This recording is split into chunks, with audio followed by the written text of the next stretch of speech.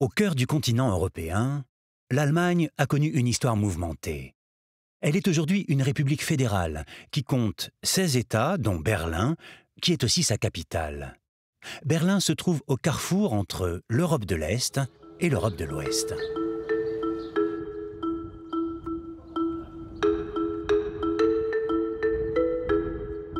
Berlin est une très grande ville, mais les espaces verts y occupent 40% de la surface.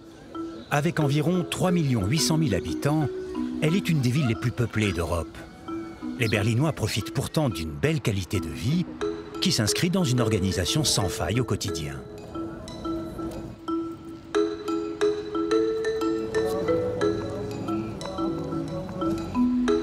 Ville en perpétuel mouvement, Berlin s'est doté de tous les moyens de transport classiques. Métro, train et tramway. Mais elle fait également la part belle à un moyen de transport plus écologique, le vélo. Ici, la petite reine prend toutes les formes, parfois des plus surprenantes. Elle dispose même de parkings dédiés. Les moyens de locomotion partagés connaissent un franc succès et la fantaisie berlinoise s'exprime aussi dans les moyens de déplacement. La rivière Spree coule à travers Berlin d'est en ouest et serpente dans les principaux quartiers, comme dans le centre et ses bâtiments historiques.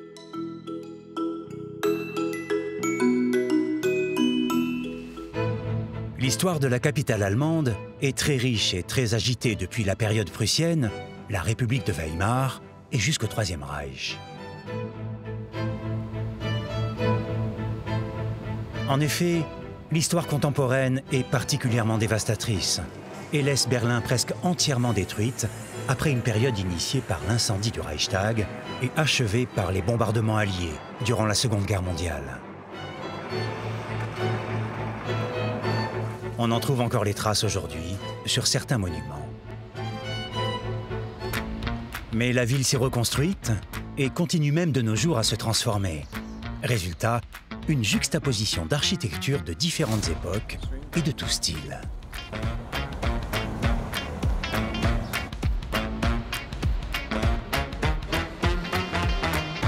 La Philharmonie, salle de concert détruite en 1944 et rebâtie avec des formes novatrices en 1987, en est un bon exemple, comme l'architecture des centres commerciaux.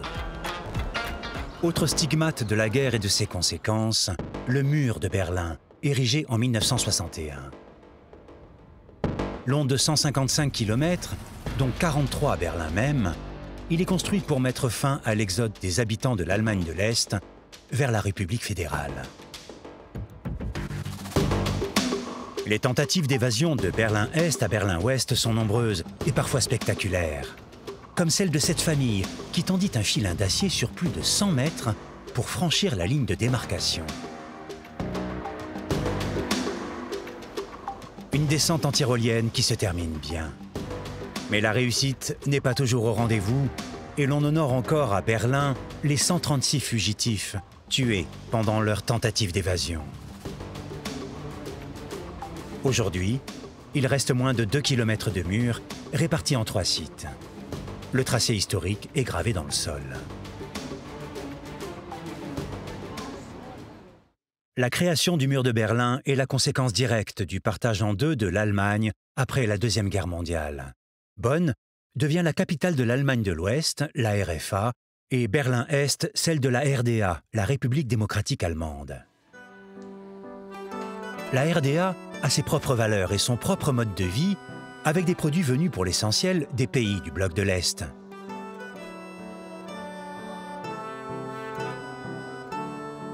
Depuis 1945, à la suite de la conférence de Yalta, Berlin est divisé en deux par le fameux mur et séparé de l'Allemagne de l'Est par le rideau de fer.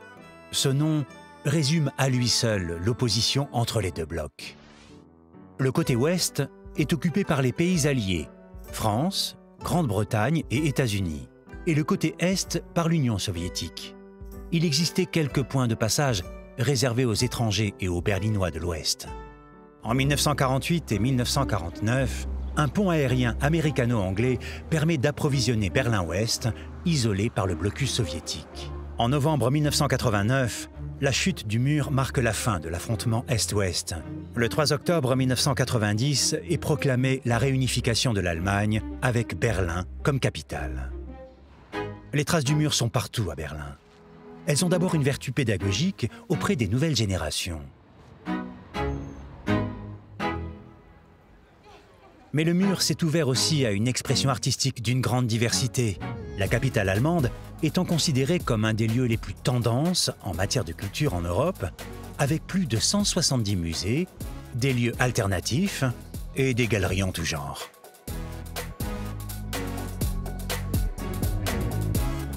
L'histoire du mur et celle de la ville font les beaux jours des touristes, à qui l'on propose des objets cultes du passé et la visite des principaux sites comme le Checkpoint Charlie et la mythique Porte de Brandebourg. On la trouve même, comme d'autres monuments emblématiques, sous une forme chocolatée réservée aux gourmands.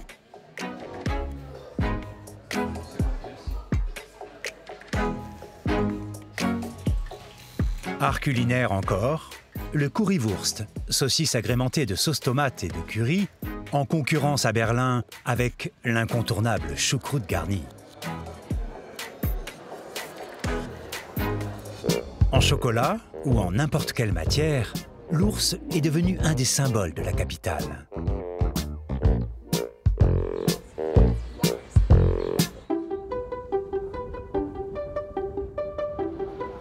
Le caractère lacustre de la ville se retrouve dans l'étymologie même du nom Berlin, d'une racine slave qui signifie marais, même si les Berlinois lui préfèrent une origine plus allemande dérivée de Bär, l'ours.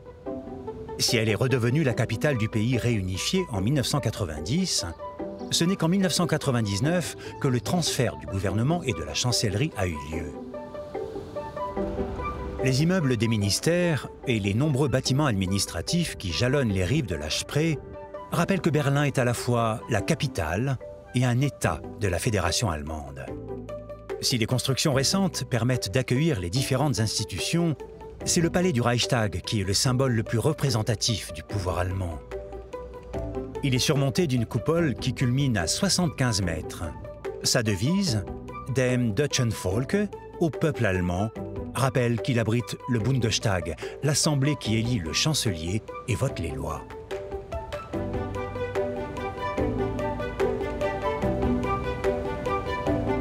L'architecture à Berlin est un melting pot de styles qui donne du charme à la ville. Car très peu de constructions ont franchi l'épreuve du temps.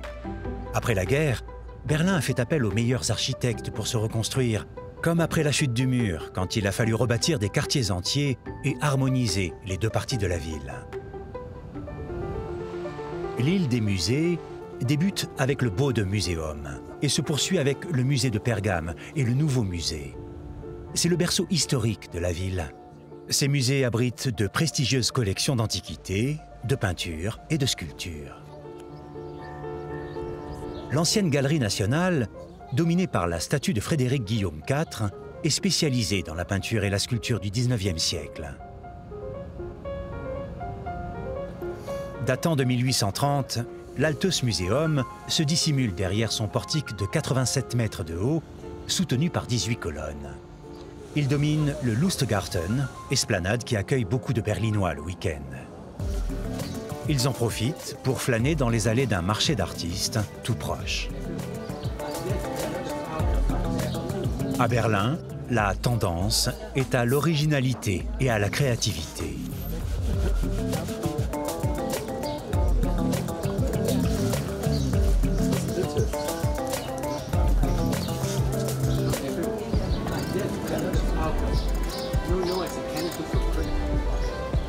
Les créateurs font tout ce qu'ils peuvent pour que l'on aime leur ville.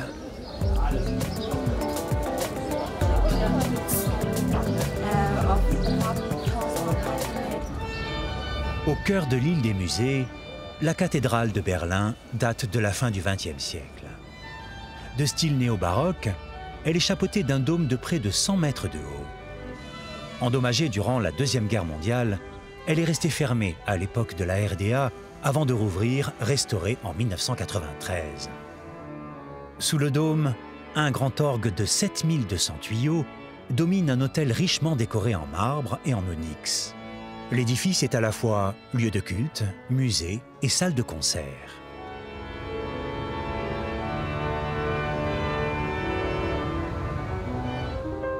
Autre édifice religieux important, l'église du Souvenir a une histoire très particulière. Elle est aujourd'hui constituée de 3 bâtiments, l'ancienne église, une église moderne et son clocher. Officiellement, cette église s'appelle Église commémorative de l'empereur Guillaume. Elle a été construite en style néo-roman à la fin du XIXe siècle. Elle a été détruite pendant la Deuxième Guerre mondiale par un bombardement. La nouvelle église, que nous appelons souvent seulement Église du Souvenir, est un groupe de bâtiments en style tout à fait moderne. La nouvelle église a été inaugurée en décembre 1961. Elle était l'œuvre de l'architecte allemand Egon Eiermann et du maître verrier de Chartres en France, Gabriel Loire. L'architecte voulait tout d'abord démolir l'ancienne tour, mais les Berlinois ont protesté. Bien leur en a pris, puisque l'on y a rassemblé une série de mosaïques exceptionnelles retraçant l'histoire des souverains allemands et principalement de la dynastie Hohenzollern qui régna pendant des siècles sur la Prusse, l'Allemagne et la Roumanie. Des bas-reliefs commémorent le règne du premier empereur allemand, Guillaume Ier. Une croix est faite de clous retrouvés dans les cendres d'une cathédrale anglaise détruite pendant la guerre. Pour nous, aujourd'hui, cette église, tout cet ensemble de bâtiments est un symbole de paix et de réconciliation.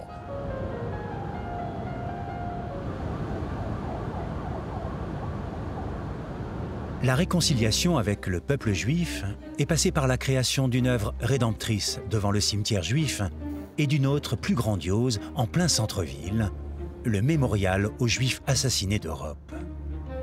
Il est constitué de plus de 2700 stèles de béton, parmi lesquelles le visiteur perd ses repères. Le but, selon les créateurs, est d'évoluer dans une atmosphère de confusion, évoquant un système qui a perdu le contact avec la raison humaine. Autre lieu de mémoire, le monument aux morts soviétiques rappelle que plus de 80 000 soldats de l'armée rouge ont perdu la vie lors de la bataille de Berlin, durant les dernières semaines de la guerre.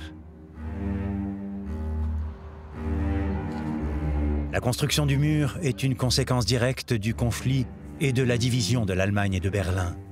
Un point de passage est devenu célèbre, le Checkpoint Charlie.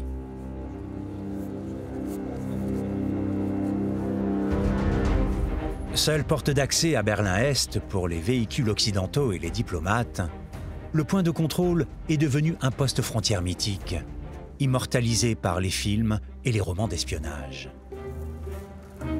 À la chute du mur, le checkpoint s'est ouvert aux familles et a accueilli les cérémonies de réunification. Aujourd'hui, c'est l'un des lieux les plus visités de Berlin et il a droit à un musée au même titre que le mur. De quoi satisfaire les nombreux touristes qui remontent la Friedrichstraße pour découvrir le site du Checkpoint Charlie et prendre la pause là où les seules armes sont désormais les appareils photo.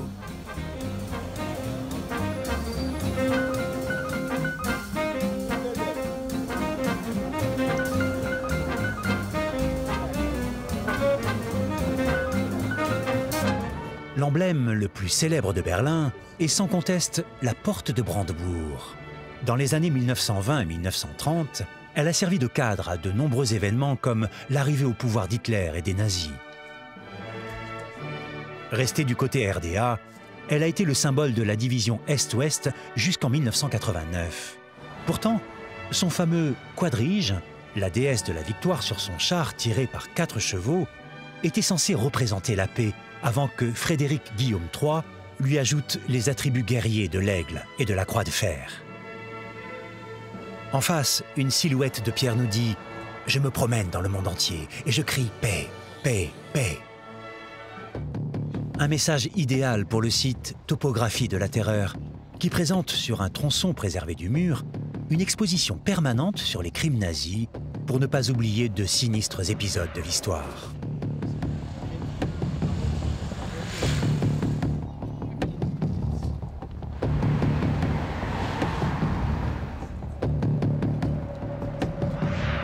L'épisode du mur est également traité au Palais des Larmes. Le Palais des Larmes était un poste frontière installé dans la gare de Friedrichstraße. C'était l'un des points de passage obligés pour les gens de l'Ouest voulant aller à Berlin-Est. Cet endroit est chargé d'émotions, de nombreuses histoires et de souvenirs. Adieux cruel, peur, joie, espoir et désespoir, tous les sentiments circulaient à cet endroit. Ceux de Berlin-Est, de la RDA, n'étaient pas libres de voyager ni de prendre le train. Ils n'étaient pas autorisés à franchir les murs de ce bâtiment. Ils n'étaient jamais sûrs de revoir leur famille et leurs amis de l'Ouest.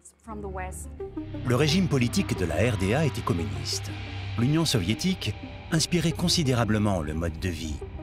Le long de la Spree, le musée de la RDA fait revivre l'histoire. Le but du musée, c'est de montrer la vie quotidienne de l'Est de l'Allemagne, surtout les différences entre l'Est peut-être et la vie actuelle, de montrer aux jeunes aussi qu'aux anciennes personnes qui ont vécu en RDA ce que c'est la vie quotidienne auparavant. Le taux de chômage était presque zéro, les femmes pouvaient travailler beaucoup plus, les enfants ont une éducation meilleure par rapport à aujourd'hui. On a fait beaucoup plus de sport à l'Allemagne de l'Est, on a essayé d'avoir des sportifs beaucoup plus largement qu'aujourd'hui. Donc il y a beaucoup d'aspects bons et d'autres aspects qui étaient bien sûr moins bons. On ne pouvait pas voyager normalement, on ne pouvait pas avoir la profession choisie, on ne pouvait pas avoir tous les produits qu'on voulait acheter, qu'on pouvait acheter ailleurs dans le monde. Une grande différence pour voter, par exemple, il n'y avait qu'un parti socialiste. L'Est était une dictature. La liberté de l'expression est un fait principal. En Allemagne de l'Ouest, on pouvait s'exprimer librement, des médias différents, des opinions différentes. À l'Est, non. Donc pour avoir une libre expression à l'Est, parfois ça menait directement en prison. C'est donc difficile pour quelqu'un qui n'était pas conforme au système. Le sentiment de ne pas choisir soi-même la façon de vivre, ça menait à une insatisfaction énorme. Une petite voiture est restée l'un des symboles de la RDA. D'ailleurs, la Trabant n'est pas toujours si petite que cela, et elle continue de sillonner les rues de Berlin.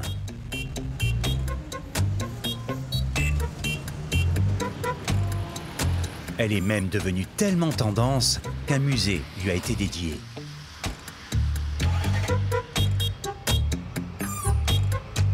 Cette Trabant, c'est une voiture de l'Allemagne de l'Est. Elle a été fabriquée à quelques 3 millions d'exemplaires au total pour les citoyens de la RDA. Et c'était la voiture la moins chère, c'est la voiture du peuple. Une voiture pour laquelle il fallait s'inscrire, il fallait réserver sa place. Le temps d'attente variait entre 8 et 15 ans pour obtenir sa Trabant. Dès 1957, c'est ce modèle-là, une P50 Primus, qui a été mis en place, mais c'était vraiment plutôt un prototype à l'époque. 50 modèles ont été fabriqués. Et ensuite, on est passé très rapidement à un autre modèle. Ce modèle-là, on est toujours dans une voiture plutôt type familiale, puisque au départ, c'est l'utilité première. Un autre modèle aussi est apparu, le modèle coupé, qui ne correspondait pas du tout finalement à la population et aux besoins de la population à l'époque. Et on l'a très vite abandonné. C'était plus pour pavaner sur les grandes avenues de l'Allemagne de l'Est. Et ensuite, on tombe très vite sur le modèle P601 qui a été fabriqué pratiquement inchangé pendant 40 ans. Aujourd'hui, elle est clairement devenue une petite voiture culte, très appréciée par les anciens Allemands de l'Est, toujours. On les appelle les nostalgiques de l'Est. Et ils aiment se réunir très souvent avec toutes leurs trabants. Ils font des grands rassemblements de trabants. Il y en a toute l'année et de partout en Allemagne. Donc voilà, c'est plus les fans, les nostalgiques qui se retrouvent auprès de la Trabant aujourd'hui. Autre sujet de nostalgie, l'aéroport de Tempelhof, grâce auquel Berlin-Ouest a pu résister au blocus soviétique.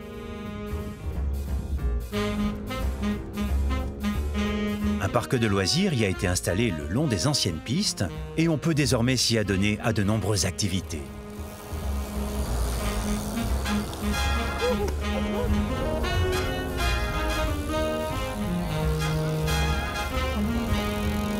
Même les artistes du street art ont pris possession de l'endroit. Dans les anciens hangars, les installations aéronautiques ont été remplacées par d'immenses terrains de jeu et des équipements pour les sportifs.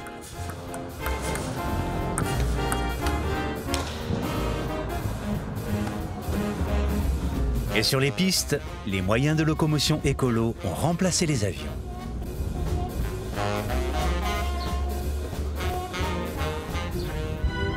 Dès 1909, les pionniers de l'aviation effectuent ici leur premier vol.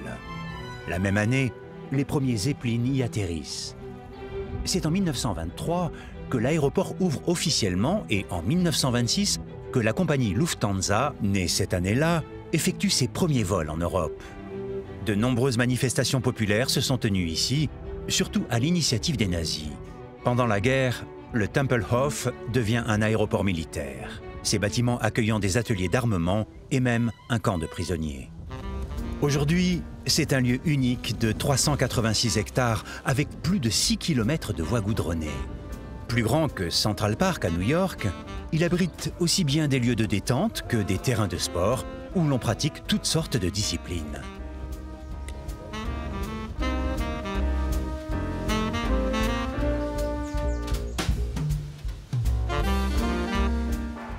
Les jardins ouvriers, eux, n'ont pas eu besoin d'être réhabilités, mais sont toujours sous la menace des promoteurs immobiliers. On en compte plusieurs milliers à Berlin.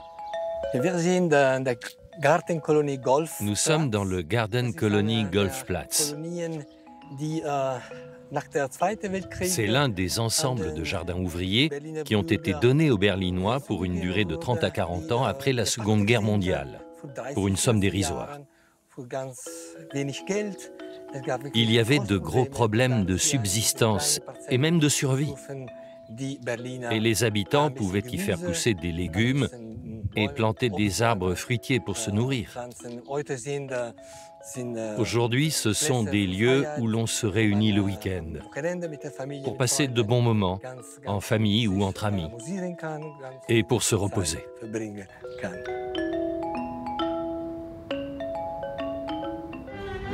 Véritable poumon pour Berlin, le parc de Tiergarten occupe le centre géographique de la ville. Il est dominé par la colonne de la Victoire, érigée pour fêter la victoire de la Prusse sur le Danemark en 1864. La statue dorée a été ajoutée au lendemain des succès militaires contre l'Autriche et la France entre 1866 et 1871. De la colonne de la Victoire partent de grandes avenues qui traversent le parc. L'une d'elles aboutit au château Bellevue, magnifique édifice tout de blanc revêtu qui sert de résidence au président de la République fédérale. De style néoclassique, il a été bâti pour le frère cadet de Frédéric le Grand en 1785.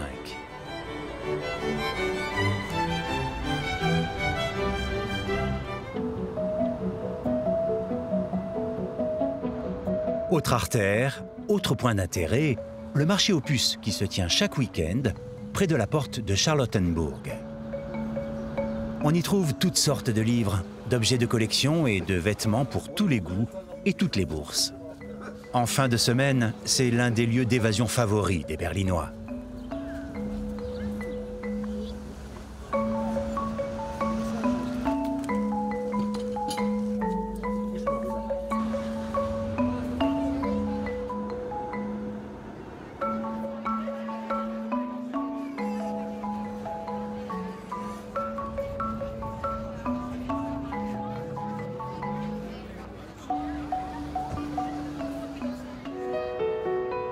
Le parc de Tiergarten est un véritable havre de paix, parsemé d'étangs.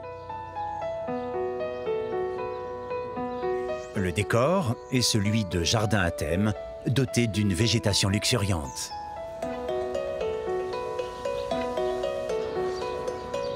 Cafés et restaurants permettent aux Berlinois de boire un verre ou de déjeuner en toute quiétude avant de profiter de l'immense parc.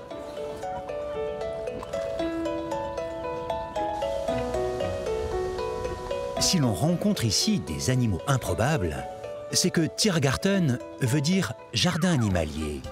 Un vrai jardin animalier se trouve à proximité. Il détient un triple record. C'est le zoo le plus ancien d'Allemagne, le plus riche en espèces et le plus fréquenté. Parole de directeur. Le parc zoologique de Berlin abrite de nombreux animaux, et ce depuis des dizaines d'années, et même depuis plus d'un siècle. Il est très ancien, il a une longue histoire, et il est très renommé pour la diversité et la richesse de ses attractions. Aujourd'hui, nous recevons plus de 3,5 millions de visiteurs par an, et nous sommes donc un des zoos les plus fréquentés au monde. Comme beaucoup d'autres zoos, nous avons réduit le nombre d'espèces présentées pour que les animaux qu'on a gardés aient plus d'espace. Mais bien sûr, nous avons encore un grand nombre d'espèces, dont le fameux panda géant, venu directement de Chine.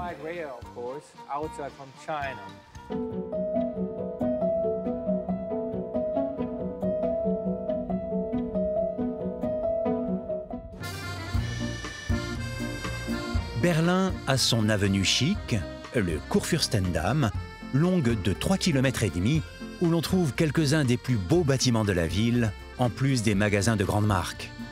Les Berlinois qualifient de Champs-Élysées allemands une voie qui, à l'origine, n'était qu'un sentier équestre menant au pavillon de chasse royale. Durant la guerre froide, le Kudamm, comme l'appellent les Berlinois, était la vitrine de l'Ouest.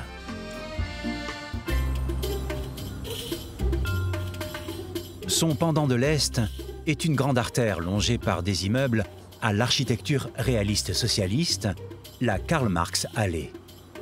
Appelée Staline-Allee entre 1949 et 1961, elle menait vers la Pologne et Moscou. Longue de 2,6 km et élargie à 90 mètres, c'était un véritable symbole politique et social pour la RDA qui y faisait parader ses troupes et y logeait ses dirigeants. L'histoire de Bebelplatz est plus ancienne puisque l'esplanade fut commandée par le roi Frédéric II, inspiré par la Rome antique. Elle est entourée par l'Opéra d'État, l'un des 3 opéras de Berlin, la cathédrale Sainte-Edwige et sa fameuse coupole, ainsi que par l'ensemble des bâtiments de l'université Humboldt. Avocat et homme politique, Wilhelm Humboldt était un homme de savoir comme son frère, célèbre explorateur. Il a fondé l'université en 1810. De grands noms ont enseigné ici comme Albert Einstein et certains élèves ont connu un grand destin comme Karl Marx et Friedrich Engels. Près de l'ancienne bibliothèque, surnommée la Commode, trône la statue équestre de Frédéric II, dit Frédéric le Grand. Les sculptures du socle représentant des scientifiques, des artistes et des militaires. Dominée par 2 églises, Gendarmenmarkt est une autre place très emblématique de Berlin. L'église française, érigée pour la communauté huguenote, voisine avec la salle de concert et l'église allemande, dont la forme s'inspire des pétales d'une fleur. Elle est surmontée par une tour coiffée de son dôme. Une autre tour est devenue l'un des symboles de Berlin, la tour de la télévision qui est visible des 4 coins de la ville. Ces 368 mètres en font l'un des plus hauts bâtiments d'Allemagne et d'Europe. Édifiée en 1969 par la RDA, la tour surplombe Alexanderplatz, où se mêlent Berlinois et visiteurs.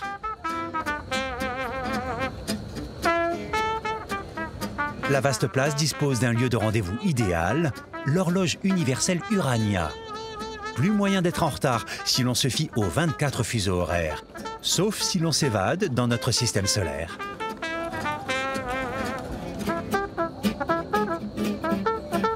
Alexanderplatz, c'est également tout un quartier avec des édifices anciens comme la remarquable église Sainte-Marie qui date de 1380. Plus ancienne encore puisque ses fondations datent de 1230, l'église Saint-Nicolas et son double clocher. Avec sa tour inspirée par la cathédrale de Florence, la mairie de Berlin est surnommée l'hôtel de Ville Rouge en raison de sa couleur brique.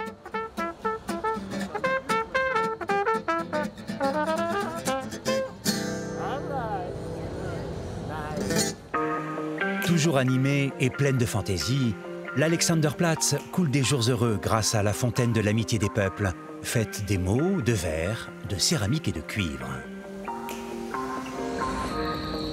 Il s'y passe toujours quelque chose. Exemple, un défilé de voitures de police venues d'ailleurs.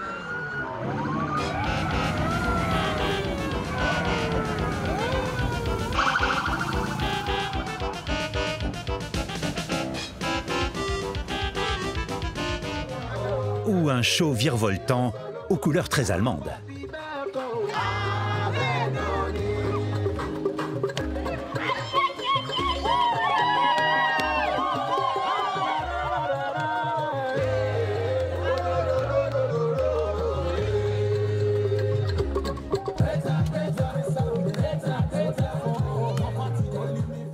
La tour de la télévision est visible jusqu'à la gare d'Ackeschermarkt, l'une des anciennes gares de Berlin. Elle s'inscrit dans l'histoire de la ville comme le pont de Barbaum, qui voit passer trains et métros par-dessus la Spree. Ou comme la station d'Heidelbergerplatz, dont les piliers en pierre, les voûtes et les lanternes sont là pour rappeler les cathédrales.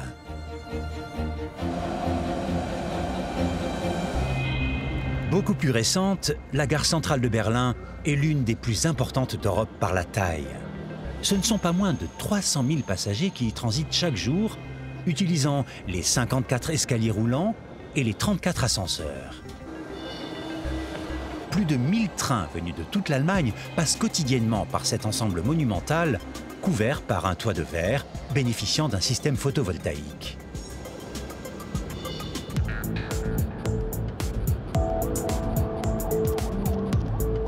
Longtemps le carrefour névralgique de Berlin, la Potsdamer Platz a été entièrement détruite pendant la Deuxième Guerre mondiale. C'est seulement à l'heure de la réunification que l'immense espace a repris vie, devenant le plus gros chantier d'Europe dans les années 1990. Un étonnant tuyau bleu, qui pourrait passer pour une œuvre d'art contemporain, est en fait destiné à évacuer l'eau des sous-sols lors des travaux de construction. Les architectes ont pu ici donner libre cours à leur imagination et les œuvres d'art adoptent parfois des formes surprenantes.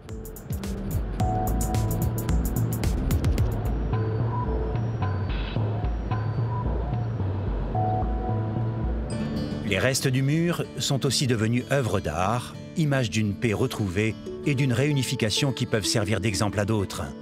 Un kiosque traditionnel coréen a été érigé ici comme un message d'espoir.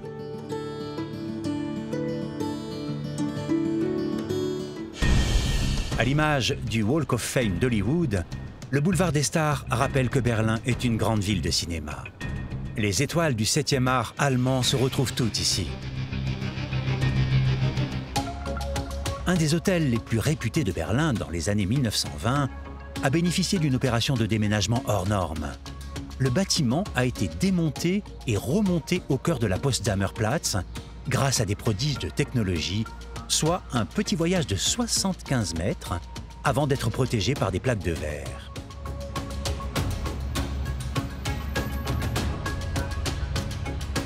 Il s'inscrit désormais dans le Sony Center, le complexe architectural le plus spectaculaire de Berlin.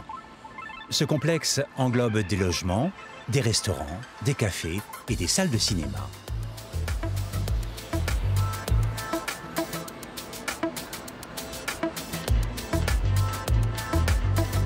Un bassin est en perpétuel mouvement, comme le dôme qui semble prendre vie à chaque changement de lumière. De quoi se projeter dans un monde parallèle, celui des espions auquel est consacré un musée passionnant.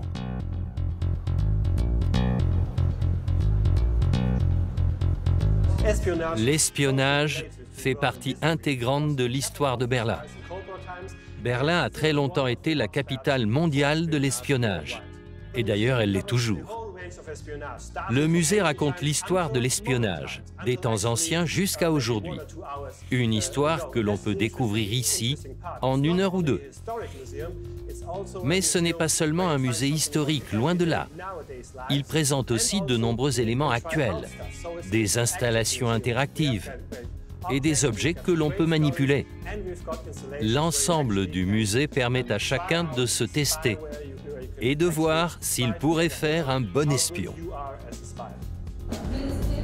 Berlin-Ouest, Eldorado pour les espions, ce n'est pas une légende. Cette Trabant détectait les ondes radio et tous ces appareils filmés, écoutés et photographiés en toute discrétion. Ici, les chaussures sont équipées de micros, les briquets sont des caméras et les cartes à jouer dissimulent un plan de la ville. Aujourd'hui, il y a plus de 160 ambassades à Berlin et les agences de renseignement de l'Ouest qui étaient à Munich sont maintenant ici. Donc il y a beaucoup d'espions dans cette ville, et notamment pour l'espionnage économique, car ici on a beaucoup de start-up susceptibles d'être espionnées. Les espions préfèrent la nuit pour agir, c'est bien connu. Et il serait étonnant qu'ils ne soient pas attirés par les immeubles modernes de Potsdamer Platz.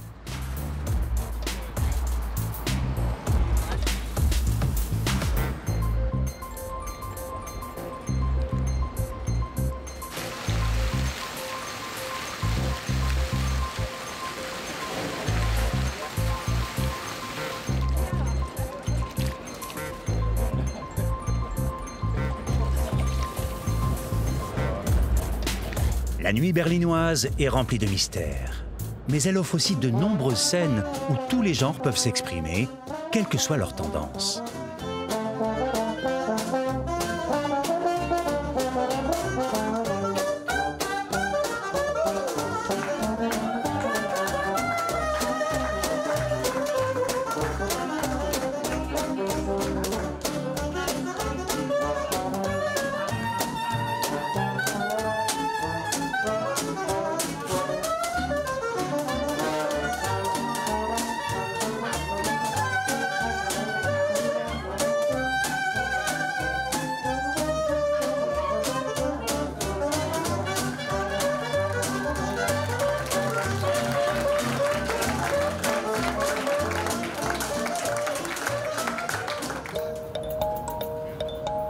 C'est au milieu d'anciens entrepôts de la compagnie ferroviaire allemande que s'est créé le Rohtempel, au lieu de la culture alternative berlinoise. Plusieurs entreprises et associations s'y sont installées pour créer d'abord des lieux de divertissement, comme des cafés-concerts.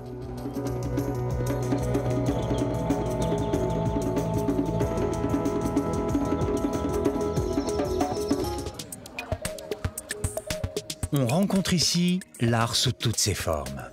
Des endroits dédiés aux artistes, mais aussi à vocation de loisirs, comme un mur d'escalade et une grande halle de skateboard.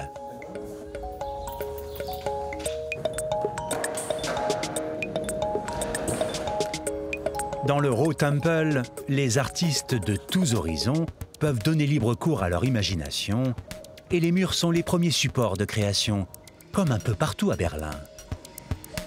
Un Français, Pascal Feucher, responsable d'une galerie d'art, connaît bien l'art urbain, les graffitis et l'art de la rue. Le street art, c'est fait par des artistes qui ont envie d'être reconnus, c'est fait pour plaire. Le graffiti, en revanche, est quelque chose d'assez hermétique. On fait ça pour les amis, pour les collègues, et la vocation n'est pas de plaire du tout. Mais c'est aussi, on peut dire, un foyer de liberté. À Berlin, le graffiti a une vertu pédagogique. Il est défendu par le Sénat de Berlin, qui est l'organe qui gère la ville, comme une pratique pouvant donner l'envie à des jeunes en difficulté de faire autre chose. L'East Side Gallery, la galerie du côté Est, est bien plus qu'un ensemble de graffitis, puisque ce sont 1300 mètres de l'ancien mur qui ont servi quelques mois après sa chute à l'élaboration d'une fresque monumentale. 118 artistes originaires de 21 pays ont donné libre cours à leur créativité, avec toujours pour fil conducteur la paix et la liberté. Certaines œuvres ont marqué l'histoire de Berlin, comme ces personnages du français Thierry Noir. La France est représentée également par le travail très cinématographique d'Hervé Morlet.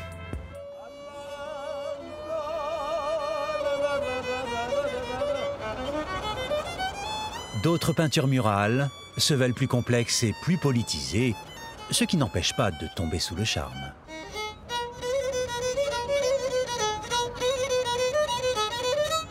Il est interdit de toucher aux œuvres de l'East Side Gallery.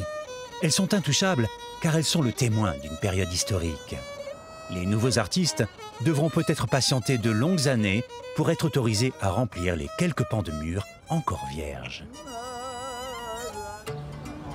Berlin est une ville multicommunautaire à tout point de vue, pas seulement artistique. C'est le long du Landwehrkanal que se tient l'un des marchés les plus pittoresques de la ville, le marché turc du Kreuzberg. Les familles germano-turques et les autres habitants du quartier viennent y faire le plein de produits aux effluves orientales, comme le thé, les pâtisseries ou les olives. On y trouve également tous les tissus nécessaires pour confectionner vêtements, coussins ou rideaux, ainsi qu'une grande variété de fruits et légumes.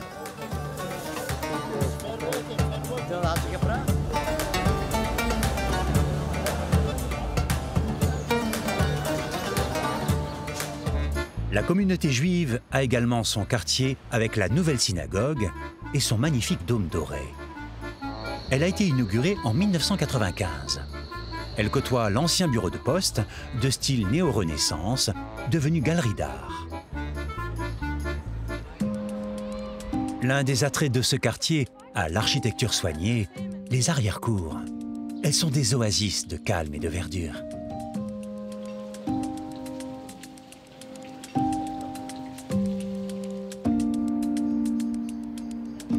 Les plus renommés sont les Hackesche Höfe, un ensemble de 8 arrière-cours au caractère très différent. Les immeubles de bureaux et les appartements y voisinent avec des boutiques de mode.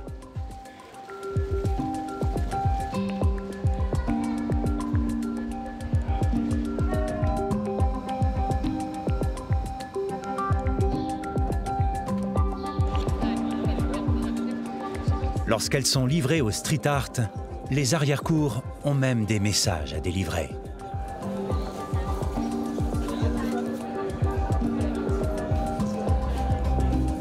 Lieux branchés par excellence, elles sont à l'image d'une ville qui se veut libre et parfois rebelle.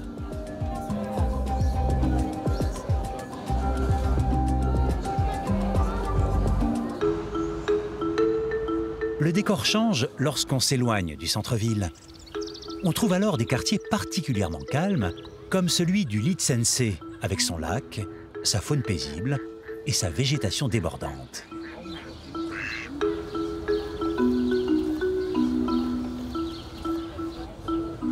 C'est l'un des lieux privilégiés du week-end pour les Berlinois.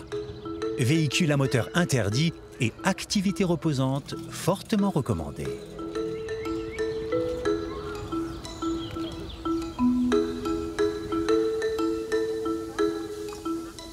De quoi préparer sereinement la sortie du samedi soir dans une Ballhaus, une salle de bal à l'ancienne où l'on peut prendre des cours de danse ou simplement sautiller pour le plaisir.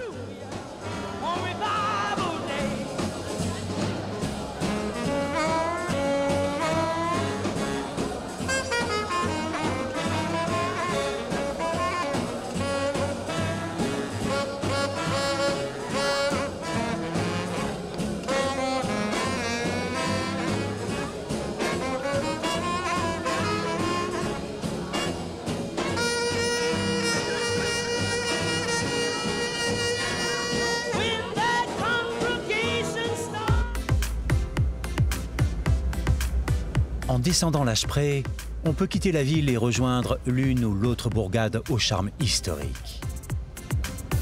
Spandau, par exemple, est intégré au Grand Berlin depuis 1920. L'histoire locale est très riche et il en reste plusieurs témoignages. Le plus fameux est la citadelle qui servit de coffre-fort à l'Allemagne. Le chancelier von Bismarck y entreposa l'or obtenu des Français après la guerre de 1870. Bâtie au XVIe siècle autour d'une tour datant du XIIe, la place forte a été plus récemment utilisée comme prison, principalement après le procès de Nuremberg. Aujourd'hui, elle renferme un musée qui retrace l'histoire de la ville.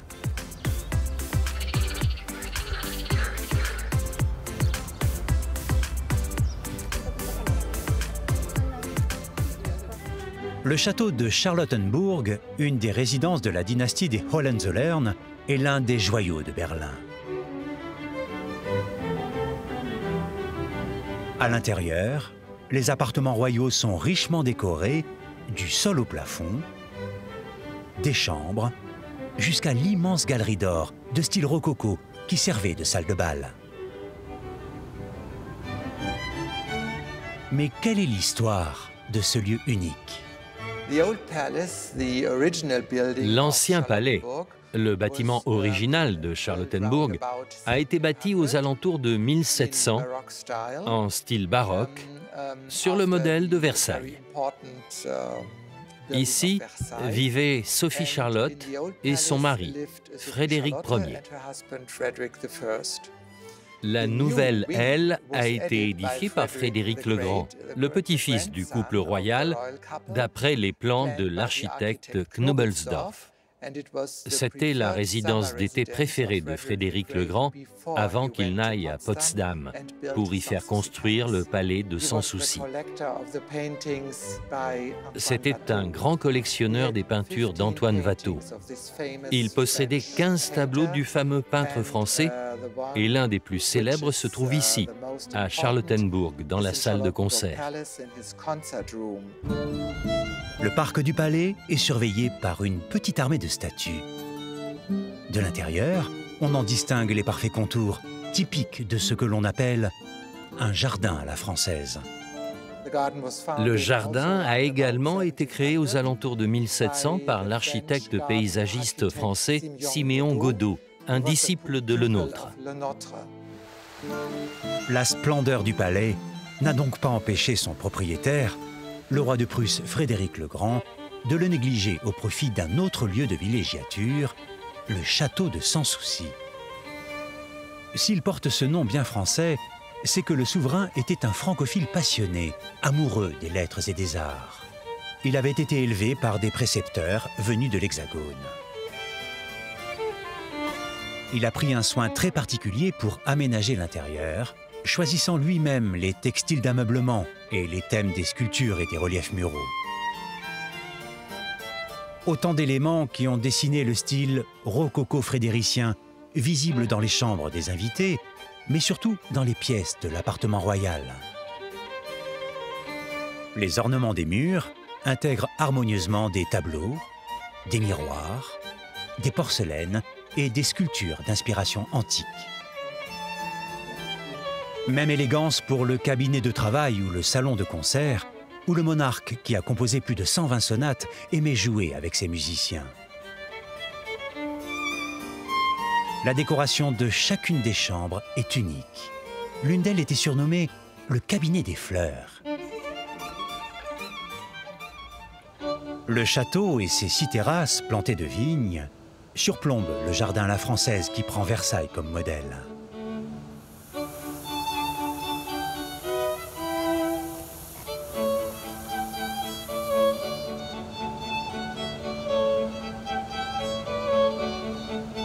Quatre colonnes, surmontées de statues antiques, indiquent que l'immense parc est semé de sculptures honorant dieux et déesses de l'Antiquité. Différents kiosques, conçus pour prouver que l'art et la nature sont inséparables, ont pour vedette le soleil, nouvelle référence à Versailles et à un certain roi de France.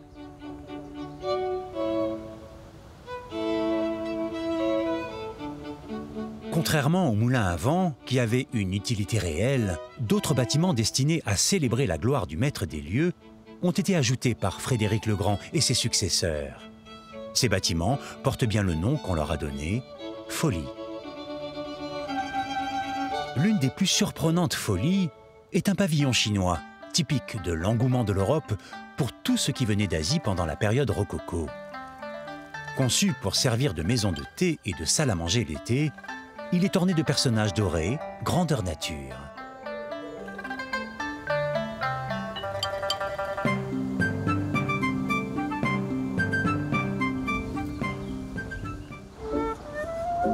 Une allée mène à un autre bâtiment qui nous replonge dans une histoire d'une incroyable richesse, mais aussi parfois d'une grande violence. En effet, le nouveau palais a été édifié dans les années 1760, après la guerre de 7 ans, pour montrer à l'Europe que la Prusse n'était pas ruinée à la suite de ce conflit. Le dernier empereur allemand, Guillaume II, en fit sa résidence jusqu'en 1918.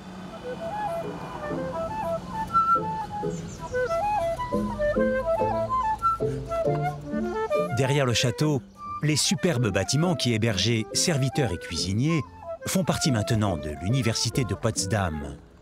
Une belle manière de prouver qu'à Berlin, l'histoire est vraiment tendance.